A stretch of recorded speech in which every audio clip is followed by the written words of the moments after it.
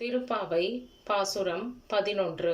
பள்ளி எழுச்சி பாடல் வரிசையில இது 6வது பாடல். கற்று கரவை கணங்கள் பல கறந்து ஆயர் பாடி எல்லா வளத்தையும் தனக்குள் வைத்துக்கொண்டு இருக்கிறது.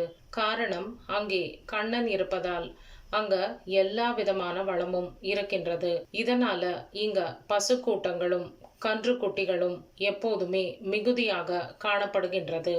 இங்க இத்தனை ஆயிரம் பசுக்களை பால் கறந்து தினம் தினம் அந்த வேலையை செய்கிறார்கள் இந்த ஆயர்கள்.